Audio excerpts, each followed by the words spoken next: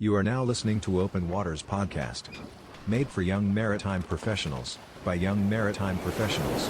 Welcome, we're back again. We're on the Open Waters Podcast. We have a very special guest today, Brooke Miles. She is a Mass Maritime graduate from 2019, like the rest of us.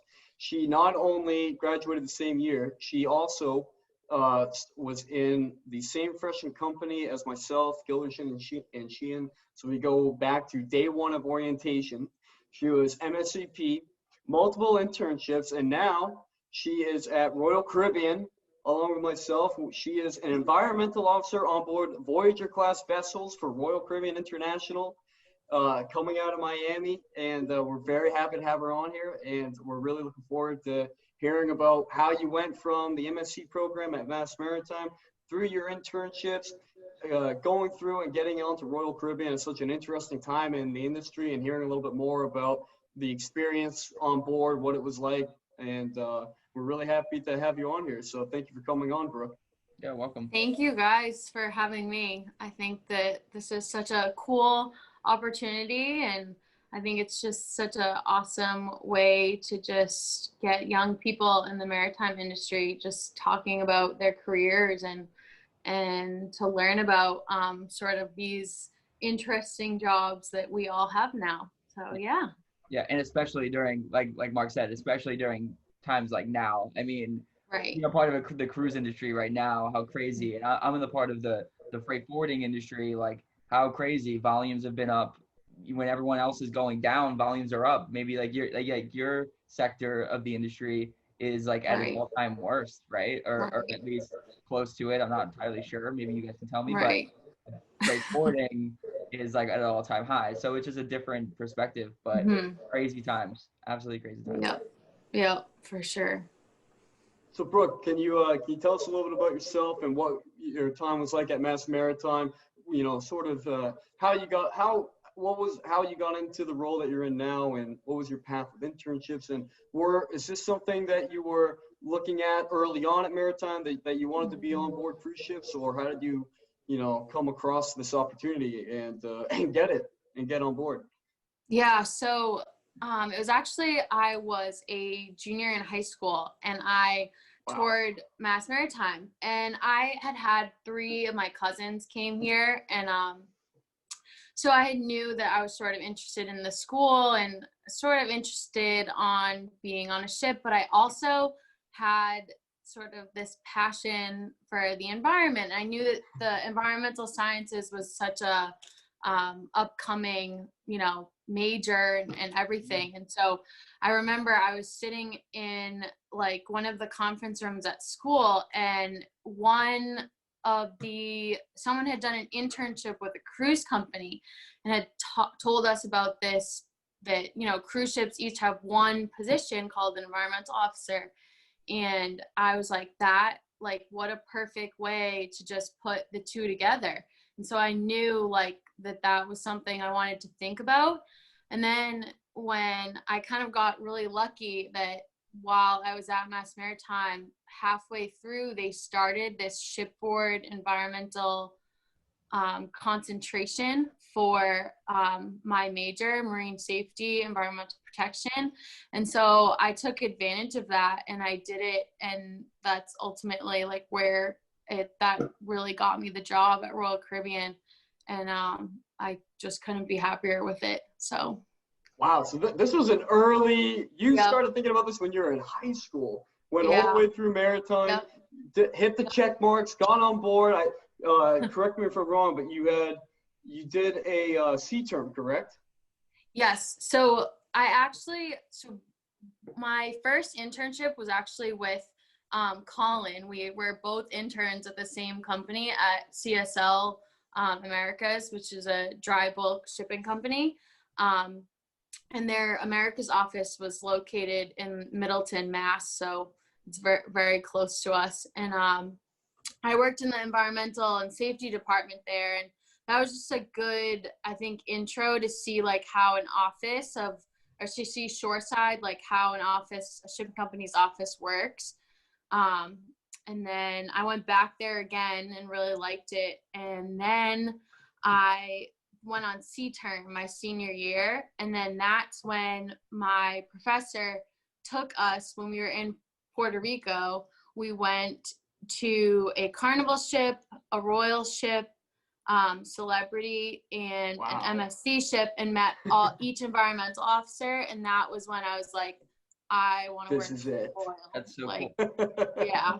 So it was really cool opportunity. That's incredible too. You hit all the biggest players: Carnival, Royal, Celebrity, and MSC, all in the same trip. Yep. No, not a readily available opportunity, right? Right. Something that's very unique that we would only get at Maritime, and Exactly. that you took advantage of. Yep. Right? Exactly. Yeah. Exactly. Wow. Also that's pretty unique. Looking at your LinkedIn, you're talking about the Panama Canal internship. Did you do that as an experiential learning as well? Yeah, I did. And that was sophomore year. And like, I always think back to that internship because like we went to all of these really cool places that had to do with like port and terminal operations and everything. And I had no idea what any of it was. And then I always think to myself, like, I wish I could redo it and like go back and like see what it's like, just like knowing what I know now and everything. So yeah. Really cool. That's really cool. That was a cool experience. Yeah, it's super cool. I wish I would have took advantage of that when that was offered to me as well. Mm-hmm. I think that's a great opportunity. And same with CSL bulk, because I also had an internship with a bulk carrier on the Great Lakes, similar to CSL. And another great experience. I was assisting them in their safety department as well as their ops department, doing like a lot of the exhaust gas scrubbers and things like that. Was a big boy. yeah, that was a hot topic when we were there. So that was something that we were working on with one of your friends, Nick Savignano. He was my roommate up there. Yeah. Okay. Yep. I remember hearing about so that Nick and I internship. were up in Cleveland for my 21st birthday, actually. Cheeseburger awesome. in Paradise is where I spent my 21st birthday. Wow. In Cleveland, Ohio. High roller. That's awesome. I remember that. Like, didn't you guys like live in a Marriott for like the whole time? Yeah. It was like I remember seeing his project actually, because that was the same time, and we were both like, "Hey, we like basically did the same thing this winter, but like you were in Cleveland and I was here." Like, no. So the funny part about that story was I didn't even know Nick before that, and I remember texting him like 2 weeks beforehand and be like, "Hey, we're going to the same company and we're living in a bachelor pad together. We were in like an extended stay hotel that had 2 different rooms. He was in the loft and I was in downstairs, and it was so much fun. Looking back on it, one of the best moments of Maritime. Just like, and now Nick is like one of my great friends from Maritime, so it's so interesting how that works, but. Yeah, I just wanted to mention that because I thought it was pretty interesting how we had that link, even though we had never even talked about it before. But that's very similar. And I think too, did you work for Stevedore and Company too? Yeah. Okay, I did an internship at the one of the terminals in Philadelphia, Greenwich Terminals, which is one of the biggest container terminals in the Philly area. Yeah, that was also an awesome experience. So. Yeah.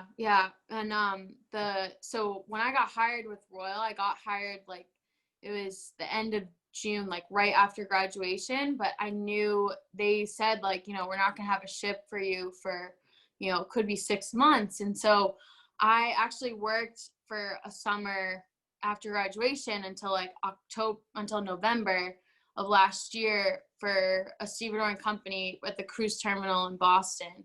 And so that was like sort of I just had no background with port and terminal operations, but like that sort of opened my eyes into like a whole other just opportunity that, maybe someday that might be something I would want to get into too, because that was a really impressive operation, seeing, 3,000 people get off a ship and then 3,000 people get on between 9 to 5, and like the ship still leaves on time. Like it's crazy.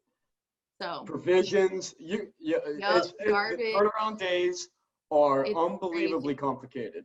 Yeah. And they're only more complicated because of recent events, obviously. Yeah. So in turnaround day, just like for people that might not know, like that is the day where like the passengers like disembark and then new passengers come on. And so during that day, you know, the process of moving thousands of people obviously is a lot, but you have all these thousands of pieces of luggage and garbage, and then you have to unload all of the provisions and fuel, it's coming on and off. Fuel, everything. It's insane. It's absolutely insane how much gets done in one day, but it's really cool at the end of the day. And it has to be unique too, you know, that your whole experience, because you have had short side experience in the office, you've had terminal experience with the stevedores, and you have on board. I mean, you're hitting all three check boxes, right? Yeah. Now, Yeah. How do you think, you know, especially the first two, you know, being in the office and then being with the stevedores, you know, how did that work into when you came on board, and now, you know, maybe you have maybe a slightly different perception of what's going on in the operation because you've seen some of the what is to you, you know, behind the scenes, you know, in the office and in the terminal once you go aboard. How was it when, you know, combining all three of these into your experience? It was definitely helpful in like the sense that like I know like how a company is sort of set up, and you know, it's got its divisions and this person reports to this person and everything like that. And then also, I mean, definitely working for the stevedore, being able to see, you know, this is how turnaround day works, and you know, this is just a general like how of the cruising industry, because I didn't really have, you know, I didn't have too much experience besides just like going on sea term and stuff. So I would say that those two probably were the biggest that helped me, and just overall knowing how like a shipping company's office is set up and operations. So what would be your advice to students at Mass Maritime in the MSc program now, you know, when you're looking back and you've had this wide variety of experience, and you're in a role now that is highly coveted by everyone in the major. So what would you look back and sort of you know, reflect on and you know, give advice to people who are in the program? I would say that the opportunities are there, but it's up to you. If you really want this, it's up to you to go get it. Yeah. Because Mass Maritime isn't going to hand you the tools to, if you want to be an environmental officer, they're not going to fast track It's not going to fall on your lap. It's all there. Like, you have to be willing to take the extra classes. You have to be willing to give up some time to go on sea term and to do some digging and find some of those environmental internships within the shipping company. And so I would just say, you know, reach out to me, reach out to anyone that you know in the industry, and just keep connecting with them. But definitely, if you're at Mass Maritime, like, do take the classes, go on sea term. You know, I know it's probably tough right now with COVID, but when the opportunities arise, like, just do it. I couldn't agree more. And, you know, it's interesting because, you know, at least when I was at Maritime, when we were there, I felt very much that, you know, in the MSc program, there was a lot of attention on the cruise industry, right? Like, people, that's something that you know about when you're in the program, that's a road to go down. Yeah. Contrarily with the business program and IMB, it's spoken about, right? Like, but it's not, we don't have whole classes devoted to it, right? Right. And right. I couldn't agree more with you to take opportunity. I feel when I was at school, it was the idea of working for the cruise line was nowhere on my radar, to be perfectly honest, until we got an email. I'll never forget this. It was fall of our junior year, and we got an email, you know, saying that Royal Caribbean is going to be on campus. They're going to take resumes for interviews. And I thought, well, why the hell not? I have my resume. You know, I need the internship. It sounds interesting. You know, why not? And I'll never forget, I had texted everyone, roommates, you know, people in the program, friends, you know, in IMB, and I said, hey, are you guys going to go down to hand in your resume? And across the board, no, I got other things to do. No, I'm going to go take a nap. I mean, like thinking back is crazy, you know? So, man, you know, I had every reason to be like, oh, no, I don't feel like it. Instead, right. But, gave my resume, you know, and then sure enough, hey, Mhm. we want to do an interview. Like, oh, really? Okay. So the interview went well, got the offer. I was like, wow, didn't expect this. And in November of junior year, I knew that the next summer, be going down to Miami, which I'd never been to before, never been to Florida. Mhm. And, I had never been on a cruise, and it was extremely eye-opening going down. And I have to say that, in my opinion, one of the biggest differences that makes me very proud and very happy to be in the cruise industry and why I'd like to stay here is that something that's very unique and very different from the rest of, the shipboard and the rest, the difference between shipping companies, right, or any other sort of maritime opportunities that we have coming out of school. There's one thing that's very, very different, and it's that we're one of the few parts of the maritime industry that is business to consumer. That's very different, right? We're Yeah. publicly traded. There's a lot of eyes on us, and because of that, and I'm sure you noticed this as a difference between your internship and when you got on Mhm. board. The difference is that unlike, other areas of the maritime industry, the cruise industry invites a wild set of diversity with its employees because you have people from all different sorts of professions working Yeah. for this one entity. And it's not just, an office of 100 people, 40 of which are mass maritime grads. It's a Mhm. large entity. And, to kind of to segue into that, I would just to give listeners some reference, right? The vessels that you're on, that you are an environmental officer on board, they're over 1,000 feet long. The crew on them is near above around 1,200. Again, this is sort of, by its Mhm. class. COVID has Yeah. made this slightly different, but around 1,200 crew and over 3,000 passengers on board. That is by no means a small operation. Mhm. Definitely not. So Yeah. if you talk about some, what was your time like on board? You're lucky enough too that you've been, not luck, you've earned it, that you've been on multiple classes within ship, Mhm. and in different areas. So what was it like when you got on board, and what were some of the things that really stuck out to you? Maybe some things that you didn't expect, when you first came out of Mass Maritime, and what was that like when you first got on board? Well, first of all, this position's pretty unique in the fact that, you're fresh out of college, this 22-year-old, never, really been on a ship for long periods of time. And this position's has 3 stripes. So Yeah. you're pretty much have a higher rank than, say, a second engineer who has already taken 7-8 years to work his way up to a second engineer. And so that I sort of was like, one of the biggest shocks at first was sort of learning the ranks of like a cruise ship, and trying to show that you're this young person, but you have to prove yourself that Oh you're yeah.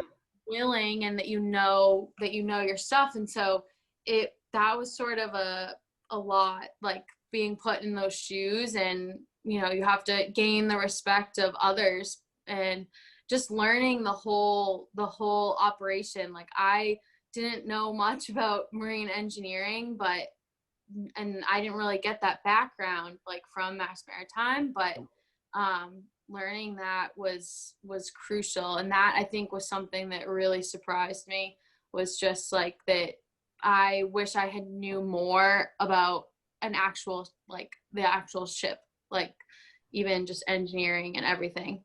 So Right, because even, for those who don't know, the environmental officer on board is more similar to an engineer than anything else, because the whole real, much of your role is revolved around the actual, environmental system, like, not to get too in the weeds of the details, but basically it's the yeah. mechanics of the physical vessel, right? That's that. Yeah, it's like, and like we're unique because we work with every single department on the ship. Yes.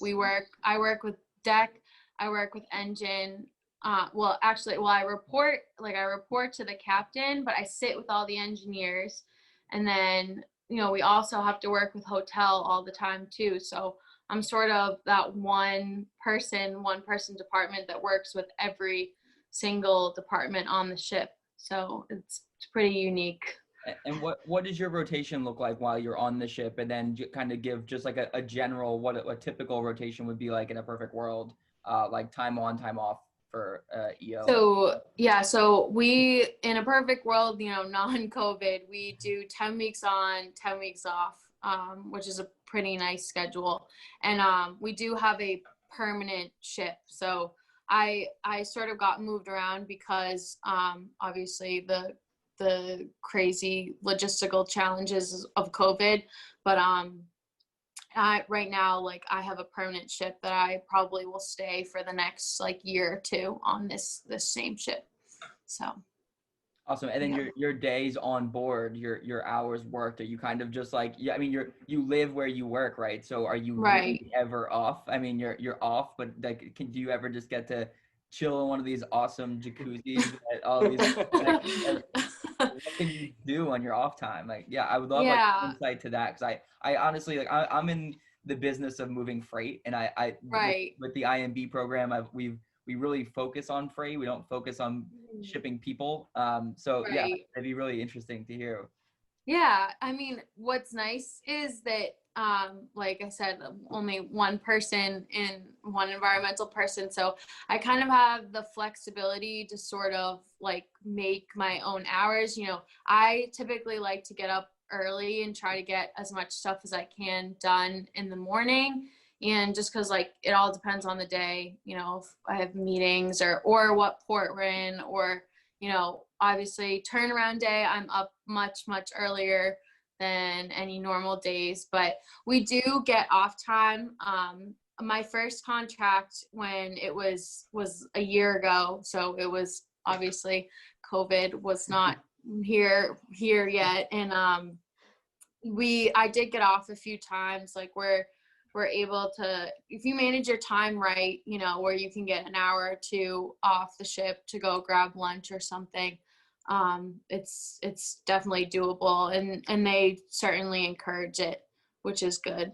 So, but because of COVID, we're kind of, once you step on, you're not getting off, just because of obviously CDC regulations and everything. So that's kind of been quite an interesting time for everyone, but there's better days to come. Yeah, and Mark, I think you can speak on this too, because I like I said, in the business of speaking of moving freight. So what is the current status of the cruise line industry right now? And we'll keep it really general. Just like, are there cruises moving? Are they getting off at ports? Are they, like, what is going on? There's very limited action going on for the most part. I can speak on, Royal Caribbean Group, and most of the industries do. Most everyone's doing the same thing, which is the ships are in sort of like a cold layup, or they're sort of anchored, sometimes anchored in port, or they're anchored just outside of port, and they're in waiting, and the crew levels are down, and it's sort of almost like a hibernation for the ships right now, waiting, and that's across the board. It's the whole industry, and just for reference, the difference is Brooke works for Royal Caribbean International, right? The brand. Yeah. I worked for, and it's interesting too. This is one of the things that made me very excited, is that for those who are listening, what's incredible is that not only are Brooke and myself coming out of Mass Maritime at the same year from the same freshman company and similar programs, we work within the same division. So we actually report to the same people shoreside. You couldn't get any more, juxtaposed than that. Officer on board, analyst shoreside, same department, at the top of the line. And, but yeah, there's a difference between Royal Caribbean International, which is what Brooke is a part of on board. I'm a part of Royal Caribbean Group, which is the larger corporation. So it's Royal Caribbean, Celebrity, Azamara, TUI, and some other brands that we're affiliated with. So it's a little bit different in that sense. But yeah, right now the industry is sort of in hibernation. And I know everyone is extremely excited to come back to sailing. I mean, we've been planning for it since the day that we stopped in February. Yeah. So there's a lot of pent up excitement to come back and to make a big footstep back in the industry. Yeah, Mhm. I mean the one experience I think I did a Disney cruise ship when I was I don't even know 10 years old. My family had gone, and I think my parents were trying to find a cruise ship that they could send the kids off somewhere, then they could go to the casino or get drunk or something. So I don't know, but no, I mean I don't even really remember it either. But I actually recently, when the Scarlet Lady, the Virgin Cruises, when that was just finished. Oh, yeah. When that was just finished, it was going to New York, where I live just outside of New York, and they were opening up all the restaurants so that anyone could just go on board and eat at the restaurants. So I reserved a spot, and of course this was like right Oh, when it hit. man. So I didn't get to go on it, but Oh, I've been following that pretty closely. And I don't typically follow like cruise lines, but like I don't know, just Richard Branson and just following that whole brand, it was pretty cool to me. And the ship's beautiful, so yeah. yeah, I would love to get on it someday. For sure. Yeah, what's really stuck out, and I think I'm sure Brooke, you can agree with this.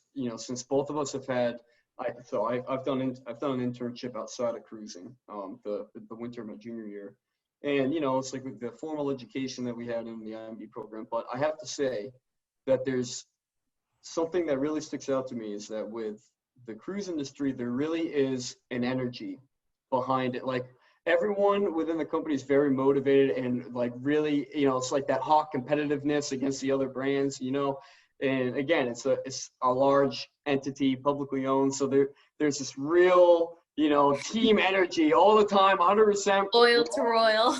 Loyal to Royal. We're all, and everyone's here, right? Like, if no one's ever seen it, the Royal, our offices are in the port of Miami. We can walk to the largest cruise terminal in the world, right? We're right here, right in the action. Right. And, even the other competitors, they're in Miami as well. We're all here. It's sort of, like you hear about maritime clusters or just any, sort of industry clusters. And South Florida and Miami is without a doubt a hotbed for the maritime industry. Because, if you think about it, it starts. And Mass Maritime grads. Big time. Yeah. Is there a big cluster down there? You guys. Oh my gosh. I run into every time I wear my Mass Maritime stuff, or I have a thing on the back of my truck. I always get approached by alumni. That's pretty cool. Brooke, are you in Miami? Or are you living up in Mass? No, I'm actually home now. So when I'm on vacation, I come home for the full 10 weeks. So yeah, I would too. Save the money. I 100% would too. And that's one thing that I did, like, as soon as I graduated, was I really jumped into, I was commuting an hour and a half each way in my first job. And I was like, I can't do this. And I'm just going to have to part ways for my mental sanity of commuting an hour and a half. I have to part ways with whatever the rent was, which was a lot because it's just outside of New York. So that was another part I did not enjoy. Yeah. But, that's cool though. When are you expected to go back? I think we were talking about this. I am supposed to go back. I don't have an exact date yet, but middle of January, so pretty soon.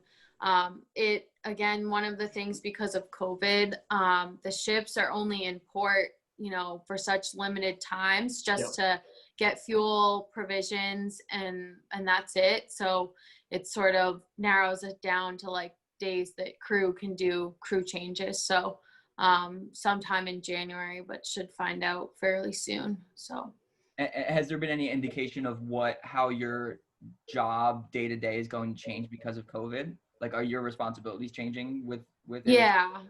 Yep, for sure. And I mean, voyage planning is a huge part of my job, and obviously when we're not going anywhere, we don't really have to spend nearly as much time as that. And I'm also in charge of literally anything that has to get offloaded off the ship or any waste. Like, I am the one that has to set up the services and figure out the proper way to dispose of it. And so obviously without thousands of people, there's much less waste. So and we're not offloading our waste every week like we normally would, actually twice a week, because my ship does short cruises.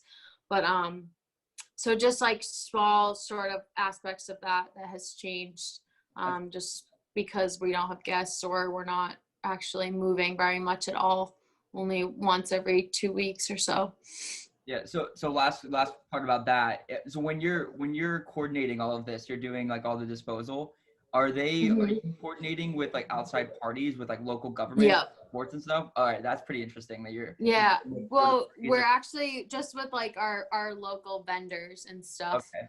Okay. So you have, But like we work with like all the time, you know, we have to talk to CBP and just like, you know, sometimes Coast Guard will come on board and stuff, public health. So I do have to work with those, and like when we get audited and all of that is a big one too, and have our annual inspection. What? It's a lot that goes into the operation. There's a lot of parties involved. There's a lot of hands, you know, between multiple governments, multiple divisions within the company. You know, it's extreme. It's you know, then on top of that, if you imagine guests on board, right, and everything that is, it really is the, you know, the level of complexity in the operation of cruise ships is incredible. I mean, there's very few things like it. And as mass maritimers, you know, between being on board as, you know, or being ashore as an analyst and being on board as an officer, we are in the thick of it. And I can say that I'm very grateful that both of us are here, and that you know, that we get to enjoy doing what we wanted to do out of school. You know, this is what we came here for. Yeah, I agree. Awesome. Sweet. Well, no, that was, I really do feel like I learned a lot about the industry, even just talking about, you know, I think we're on here for like 30 some minutes. So yeah, I think that it's great to wrap it up. And Brooke, I hope that you join us again. I would love to hear more about, you know, the cruise industry when you're like fully on board. Like, I don't even know if it's possible. Yeah, sure. Like zoom in while you're on board. Like that would be sick if we can get like an in-person view. But yeah, like I said, thank you so much, Brooke. We really appreciate you coming on. We're sorry we couldn't get more talking heads here to speak to you, but that's part of this podcast. We're kind of keeping it rotating. So yeah, absolutely. But awesome. Yes, thanks again, Brooke. I really appreciate it. Thank you guys so much for having me.